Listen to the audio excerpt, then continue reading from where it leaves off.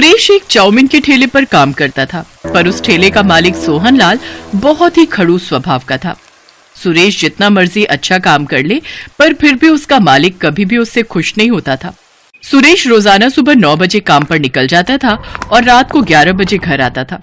इतनी मेहनत करने के बाद भी उसका मालिक हमेशा उसे किसी न किसी बात के लिए सुनाता रहता था। क्या बात है सुरेश, इतनी देर से ग्राहक खड़े हैं और तेरे से अभी तक एक चाउमीन नहीं बनी? ऐसे काम नहीं होगा, तू तो मेरा नुकसान करवा देगा। मालिक, वो मैंने आपको कल कुछ सामान लिखवाया था, वो कम है, इसीलिए देर हो रही है। कहाँ रखा है सामान? आप दे दो, मैं जल्दी से बना दूंगा। तूने मुझे कब लिखवाया था सामान? मैंने तो कोई सामान नहीं लिखा, झूठ मत बोल। अगर तू लिखवाता तो मैं लेता हुआ आता। अरे भैया, क्या बात है, चाउमीन देनी है या हम जाएं? अरे नहीं नहीं, अभी बन जाएगी चाउमीन है, बस थोड़ी देर में मैं सामान मंगवा लेता हूँ। इतना टाइम नहीं है हमारे पास, रहने दो, हम कहीं और से खा लेंगे। हम तो तुम्हारा नाम सुनकर आए थे कि तुम्हारे ठेले की तवा चाउमीन बहुत बढ़िया बनती है। चलो भाई चलो, यहाँ रुकना बेकार है, यहाँ तो सामान ही नहीं है, चाउमीन क्या खाएंगे है। ग्राहक वहाँ से खाली ही लौट गए। सुरेश के मालिक ने सारा गुस्सा सुरेश पर निकाल दिया और गुस्से में सुरेश को चाटा लगा दिया। तेरी वजह से आज मेरे ग्राहक खाली लौट गए। मालिक, आप मेरे ऊपर हाथ मत उठाओ, वरना। क्या करेगा तू है, क्या करेगा तू बता? गरीब भिखारी, मेरे टुकड़ों पर पलने वाला, मेरे को आंखें दिखा रहा है। अरे तू नौकर है, मेरा नौकर। मैं चाहे तुझे मारूं या फिर तेरे साथ कुछ भी करूं, तुझे सब कुछ सहन करना पड़ेगा। मालिक, मुझे आपके पास नौकरी नहीं करनी, आप मेरा हिसाब कर दो, मैं नौकरी छोड़ रहा हूँ। क्या कहा? नौकरी छोड़ रहा है? अब इतनी जल्दी मैं दूसरा नौकर कहाँ से लाऊंगा? 1 रुपया भी नहीं मिलेगा। करना है तो कर, वरना बिना पगार लिए ही यहाँ से निकल जा। मालिक, आपने पिछले 2 महीने से मेरे पैसे नहीं दिए हैं, ये तो गलत बात है। मुझे जब आपके यहाँ नौकरी करनी नहीं तो आप मेरे पिछले पैसे दे दो ना। तेरे पास क्या सबूत है कि मैंने तुझे 2 महीने के पैसे नहीं दिए? जा कर ले जो करना है, मैं तुझे पैसे नहीं दूंगा। सुरेश बिना पगार लिए ही घर लौट आता है। तुम्हारे पैसे मार लिए, तुम्हारे ऊपर हाथ भी उठा दिया। अरे वो कैसा इंसान है। चलो तुम और मैं अभी चलते हैं। कैसे नहीं देगा वो पैसे? अरे पार्वती, वो इंसान ठीक नहीं है, उसके मुंह ना ही लगो तो सही रहेगा। छोड़ो, जाने दो। पर ये तो बहुत नुकसान हो गया ना, तुम्हारे हाथ में कोई काम भी नहीं है, घर का गुजारा कैसे होगा? पार्वती, मेरे हाथों में हुनर है जिसकी वजह से मैं अपना खुद का काम शुरू कर सकता हूँ। बस मुझे थोड़े पैसों की जरूरत होगी और मैं थोड़े पैसे कमाकर फिर से ये काम शुरू कर दूंगा। सुरेश ने थोड़ी मजदूरी करनी शुरू कर दी ताकि वो पैसे कमाकर तवा चाउमीन का ठेला लगा सके। पर एक दिन, अरे पार्वती भाभी, अरे जल्दी चलो। अरे सुरेश भैया बिल्डिंग की सीढ़ियों से गिर गए हैं, उन्हें बहुत चोट आई है। क्या चोट आ गई? कहाँ है भैया? बिल्डिंग के मालिक ने पड़ोस के अस्पताल में भेजा है। सुरेश भैया के सिर पर गहरी चोट आई है। पार्वती दौड़ती हुई अस्पताल जाती है। सुरेश इस दुर्घटना में अपनी आंखों की रोशनी खो देता है। एक के बाद एक परेशानियां सुरेश के परिवार को घेर लेती हैं। सोच रहा था थोड़े पैसे कमाकर तवा चाउमीन का ठेला लगा लूंगा, पर यह मुसीबत आ गई। अब तो मैं देख भी नहीं सकता, मोहताज हो गई है जिंदगी मेरी। पार्वती, मैंने ऐसा कभी नहीं सोचा था। ऐसा न कहो, जिंदगी में अगर परेशानी आई है तो उनसे निकलने का हल भी हम मिलकर ढूंढेंगे। आप ठेला नहीं लगा सके तो क्या हुआ, मैं तवा चाउमीन का ठेला लगाऊंगी। बस आप मुझे तरीका बताते जाना, मैं उसी तरीके से बनाने की पूरी कोशिश करूंगी। मैं भी आपकी मदद करूंगी मम्मी। मैं भी आपकी मदद करूंगा मम्मी। ठीक है मेरे प्यारे बच्चों, तुम सब तो मेरी हिम्मत हो। पार्वती उधार पर चाउमीन बनाने का सामान और ठेला ले लेती है। सुरेश उसे बोल बोल कर तवा चाउमीन बनाना सिखाने लगा। जब पार्वती बाजार में तवा चाउमीन का ठेला लगाती तो सुरेश और बच्चे भी उसके साथ ही रहते।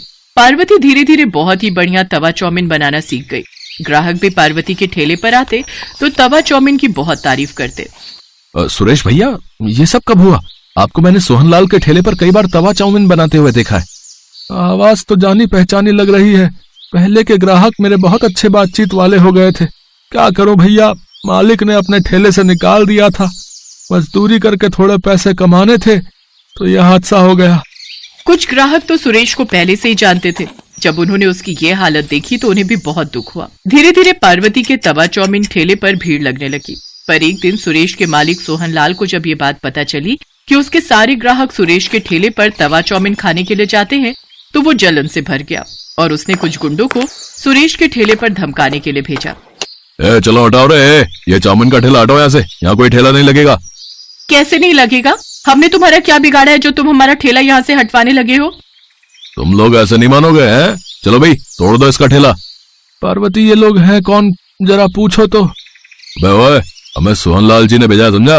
उनके सारे ग्राहक तुम्हारे ठेले पर आने लगे हैं और वो ऐसा कभी नहीं चाहते, इसलिए उन्होंने कहा है कि तू अब ये काम बंद कर, इस एरिया में बस उनका ही तवा चाउमीन का ठेला चलेगा, समझे? या कुछ और समझाए? हमें धमकी दे रहे हो? बाजार के बीच में खड़े हैं, अभी आवाज लगाऊंगी तो लोग इकट्ठे हो जाएंगे।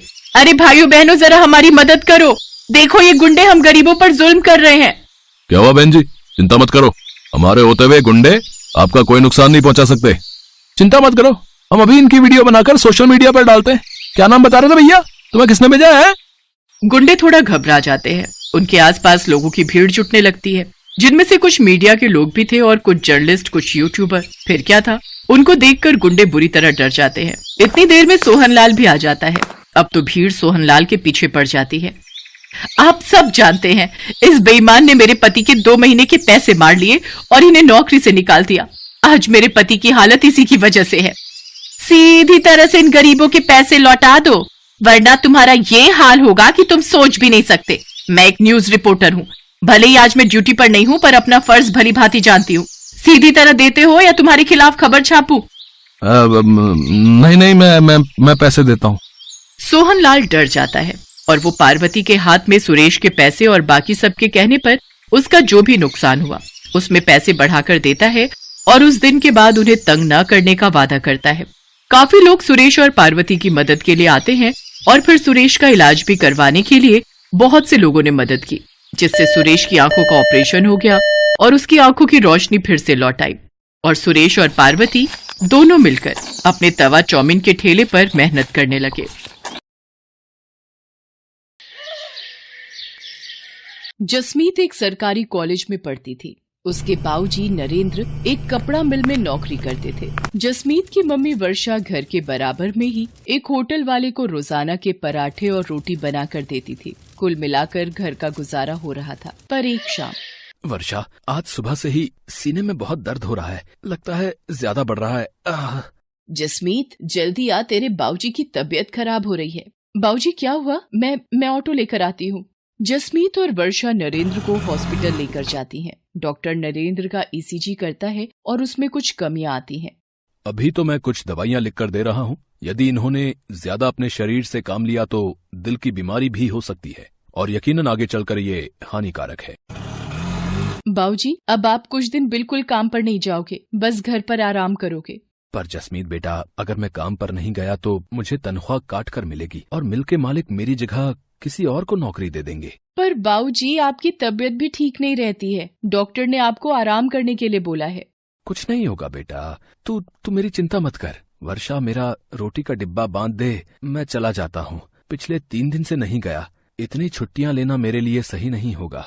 नरेंद्र काम पर चला जाता है। पर आओ नरेंद्र, इससे मिलो, ये नया वर्कर तुम्हारी जगह काम करेगा।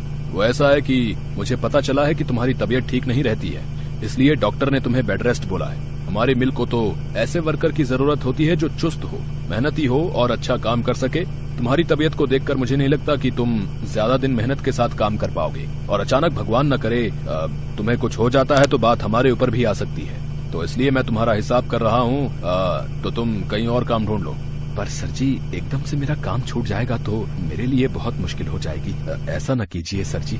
नरेंद्र, मैं अपने बिजनेस के साथ कोई रिस्क नहीं लेना चाहता, मुझे माफ करो। बाकी ये तुम्हारे 8 दिन के इस महीने के पैसे जो तुमने काम किया था, लो। नरेंद्र निराश होकर घर आ जाता है। वर्षा और जसमीत भी नरेंद्र से सारी बात जानकर बहुत दुखी होती हैं। नरेंद्र अब निराश और परेशान रहने लगा था, इसी कारण उसकी तबीयत और खराब रहने लगी। नरेंद्र ने चिंता में पूरी तरह बिस्तर पकड़ लिया। ये सब क्या हो गया भगवान, ये कैसा दुखों का पहाड़ टूट गया है हमारे घर पर। मम्मी चुप हो जाओ, प्लीज मत रो, आप ही तो मेरी और बाऊजी की हिम्मत हो। वर्षा, मेरे कारण तुम दोनों भी परेशान हो रही हो। मेरी बीमारी ने तुम्हें भी पैसों के लिए मोहताज कर दिया है।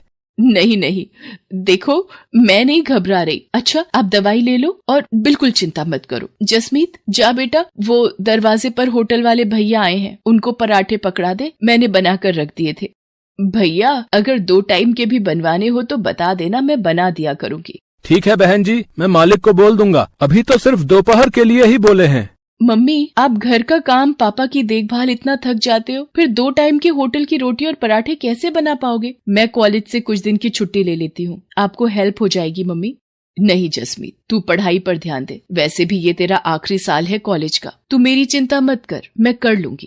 वर्षा दिन भर काम करके अब थक भी जाती थी। नरेंद्र की देखभाल, दवाइयाँ और घर का खर्चा सब उसी के सिर पर था। एक दोपहर जब जसमीत कॉलेज से घर आई, मम्मी ये देखो हमारे शहर में पराठे प्रतियोगिता होने वाली है। सबसे अनोखा पराठा के नाम से जीतने वाले को 50,000 रुपए का इनाम दिया जाएगा। मम्मी आप इस प्रतियोगिता में ट्राई करो ना, देखना आप ही जीतोगी। जसमीत क्या बच्चों सी बातें कर रही है, मैं और प्रतियोगिता में भाग नहीं बेटा।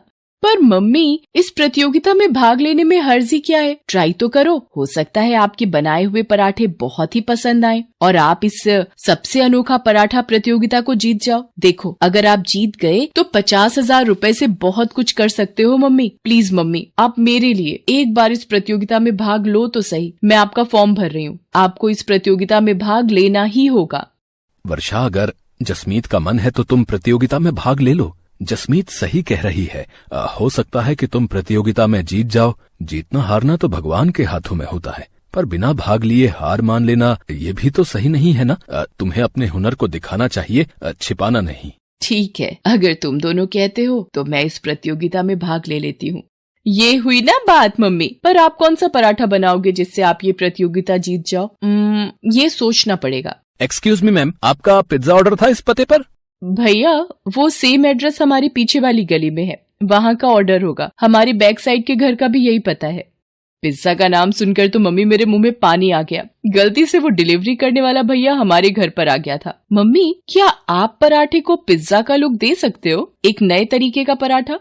कोशिश कर सकती हूँ, तू मुझे पिज्जा में लगाने वाला सामान ला दे। जसमीत वर्षा को सारा सामान लाकर दे देती है। वर्षा अपनी मेहनत और कोशिश से एक पिज्जा पराठा बनाती है। मम्मी ये पिज्जा पराठा तो बहुत ही टेस्टी बना है और देखने में भी कितना सुंदर लग रहा है। मम्मी क्यों ना आप यही पिज्जा पराठा सबसे अनोखा पराठा प्रतियोगिता के लिए बनाओ। जसमीत की बात मानकर वर्षा प्रतियोगिता में पिज्जा पराठा बनाती है। प्रतियोगिता में बहुत से लोगों ने हिस्सेदारी की थी, पर वर्षा के हाथ का बना पिज्जा पराठा देखकर जज करने वाले शेफ बहुत ही चकित रह जाते हैं। दोस्तों बहुत से पराठे देखे, पर ये पिज्जा पराठा पहली बार देखा। वर्षा जी ने इस पिज्जा पराठे पर लेयर बनाकर इसे बहुत ही खूबसूरत ढंग से प्रेजेंट किया है और खाने में भी ये बहुत ही स्वादिष्ट पराठा है। इसके लिए हम सभी जजेस की सहमति से वर्षा जी को सबसे अनोखा पराठा प्रतियोगिता की विजेता घोषित किया जाता है और ये 50,000 का नकद इनाम भी इन्हें दिया जाता है। रोहित, एक अनाउंसमेंट मुझे भी करनी है। वर्षा जी ने जिस तरह आज पिज्जा पराठा एक नए तरीके से यहाँ पर प्रस्तुत किया, ये देखकर मुझे काफी प्रसन्नता हुई है। मैं चाहता हूँ वर्षा जी मेरे साथ मेरे अपने कुकिंग टीवी शो में हिस्सा लें और मेरे शो का हिस्सा बने। इसी के साथ तालियों की गड़गड़ाहट के बीच वर्षा की आंखों में खुशी के आंसू आ जाते हैं। वो अपनी बेटी जसमीत को गले से लगा लेती है। थैंक यू सर, आपने मुझे इस काबिल समझा। आप लोगों का बहुत बहुत शुक्रिया। ये सब मेरी बेटी जसमीत और मेरे पति नरेंद्र की वजह से ही संभव हुआ है। इन दोनों ने ही मुझे प्रोत्साहित किया और मैंने प्रतियोगिता में हिस्सा लिया। आपका लाख लाख शुक्रिया प्रभु, आपने मेरी जिंदगी को एक नया मोड़ दिया है। Love you mummy. मेहनत और लगन से व्यक्ति अपने जीवन में बहुत कुछ हासिल कर सकता है और यही वर्षा ने कर दिखाया। धीरे धीरे वर्षा के पिज्जा पराठे की प्रसिद्धि दूर दूर तक फैलने लगी। पिज्जा पराठा के नाम से वर्षा ने एक नया होटल खोल लिया। साथ ही साथ टीवी शो के द्वारा वर्षा के चेहरे को नई पहचान मिली। नरेंद्र भी ये सब देखकर बहुत खुश था। धीरे धीरे उसकी तबीयत में भी सुधार आने लगा था और अब वो और जसमीत दोनों वर्षा के होटल के काम में उसका साथ देते थे। मेहनत और लगन से एक पिज्जा पराठा वाली को सफलता की ऊंचाई पर चढ़ने की नई सीढ़ी मिल गई थी।